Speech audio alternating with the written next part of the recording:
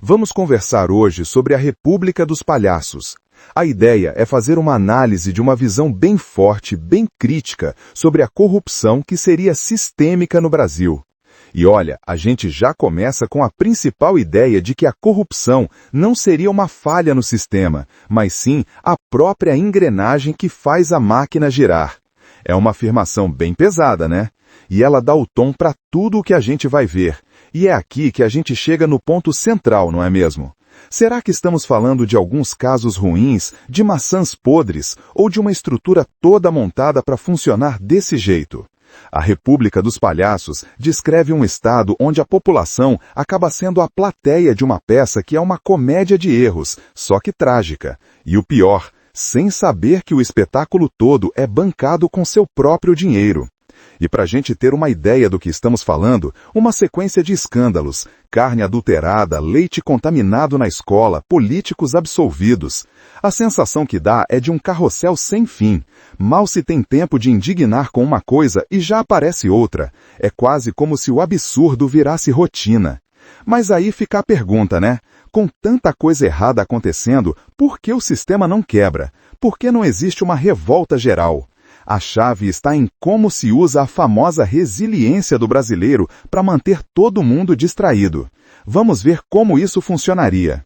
Olha só esse contraste estonteante. De um lado, as promessas, né? Você vai voltar a comer picanha. Pobre gosta de coisa boa. Aquela conversa de prosperidade. E do outro, a realidade nua e crua. Inflação solta, salário que não dá para nada. E as pessoas tendo que se virar com cada vez menos. E essa frase aqui, nossa, ela resume tudo de um jeito muito forte. O brasileiro aprendeu a sorrir de barriga vazia. A resiliência, nesse ponto de vista, não é vista como uma virtude, não. É mais um mecanismo de sobrevivência, um jeito de aguentar o tranco diante de um sistema que não muda. Aqui está o pulo do gato. Essa distração toda não é por acaso. Seria uma ferramenta, uma estratégia mesmo. O famoso pão e circo dos romanos, sabe? Manter a população focada no entretenimento do dia a dia para que ela não pare para questionar a estrutura de poder. Ok. Então, se a distração é um pilar do sistema, o outro, tão importante quanto, é a impunidade. Na análise que estamos fazendo aqui, o sistema de justiça tem suas próprias engrenagens para garantir que, na prática, as regras do jogo simplesmente não sejam as mesmas para todo mundo, especialmente para a elite. E quando a gente olha para a linha do tempo, o padrão fica bem claro. Começa lá com o mensalão, depois vem a Lava Jato, grandes operações que até dão uma esperança de que as coisas vão mudar, mas, no fim das contas, o que acontece? Quando as punições de figuras poderosas são revertidas, a mensagem que fica é que o sistema sempre dá um jeito de se proteger.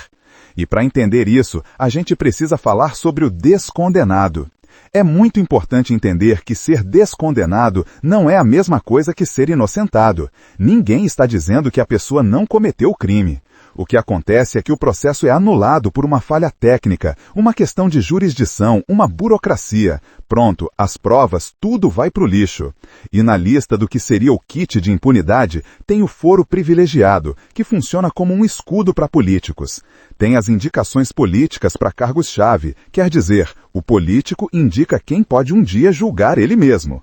E tem a tática de arrastar os processos até o crime prescrever.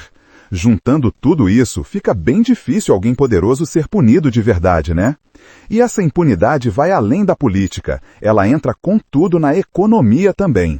O Estado não age como um juiz imparcial nesse jogo, não. Ele joga no time de um grupinho de empresas amigas, os chamados campeões nacionais. E essa comparação aqui deixa tudo bem claro. De um lado, o empreendedor comum, que rala da caramba e é engolido por impostos e burocracia. Do outro, os amigos do Estado, que recebem dinheiro público e são protegidos da concorrência. É outro jogo, com outras regras, um campo totalmente desnivelado. E não faltam exemplos para reforçar essa ideia. A gente lembra das barragens que romperam, como a de Brumadinho, com centenas de mortos, e o resultado? Multas, mas sem prisões. O escândalo da carne fraca, a adulteração do leite, o padrão é quase sempre o mesmo. Penas financeiras e os responsáveis mesmo raramente vão para a cadeia. É um ciclo que se alimenta. Funciona assim. Primeiro, o Estado usa dinheiro público e leis para criar e proteger essas empresas gigantes. Depois, essas mesmas empresas financiam as campanhas dos políticos que as ajudaram, muitas vezes com doações que são propinas disfarçadas. E aí o ciclo recomeça. É um sistema fechado que enriquece poucos e acaba com a competição de verdade. Certo, mas aí a gente volta àquela pergunta: como é que um sistema desse se sustenta sem que as pessoas se revoltem? Entra em cena um pilar que faltava: o papel da mídia em controlar o que a gente pensa e sente sobre tudo isso. É bem pesada a afirmação: a imprensa é a agência de publicidade oficial do governo. A ideia é que parte da grande mídia teria trocado o papel de fiscalizar o poder pelo de ser um relações públicas, basicamente, muitas vezes sustentado com dinheiro público. Para a gente ver na prática como essa distração funcionaria, a análise traz um caso bem emblemático. Primeiro, vamos ver o tamanho do problema. Uma fraude nas pensões de 90 bilhões de reais. É um rombo gigantesco que afeta justamente os mais frágeis, os aposentados. E aí, enquanto esse escândalo de 90 bilhões estava acontecendo, para onde as câmeras e os holofotes estavam apontados? Para o show de uma estrela pop. Esse é o exemplo perfeito do pão e circo funcionando a todo vapor. Então, as ferramentas para controlar essa narrativa são várias. É o dinheiro público que vai para a mídia e artistas alinhados ao governo, são os críticos que são censurados ou têm sua imagem atacada, são esses grandes eventos de entretenimento usados para tirar o foco de notícias ruins. É um conjunto de táticas para garantir que a pauta seja a que interessa para o sistema. Ok, depois de descrever todo esse cenário, um sistema que parece fechado, que se protege e se alimenta, a análise chega na sua parte final e talvez a parte mais polêmica de todas. Afinal, se o sistema foi feito para não quebrar, para se consertar sempre que é ameaçado, o que uma pessoa comum pode fazer? Existe saída? E a mensagem final, que é bem forte, é essa: se você se comportar como uma pessoa livre, você será livre. A saída sempre foi individual.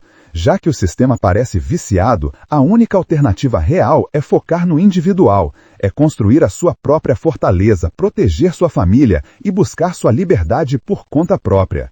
Uma conclusão que, com certeza, dá o que pensar. Se o jogo está marcado, será que a única jogada inteligente é desistir de jogar e criar o seu próprio tabuleiro?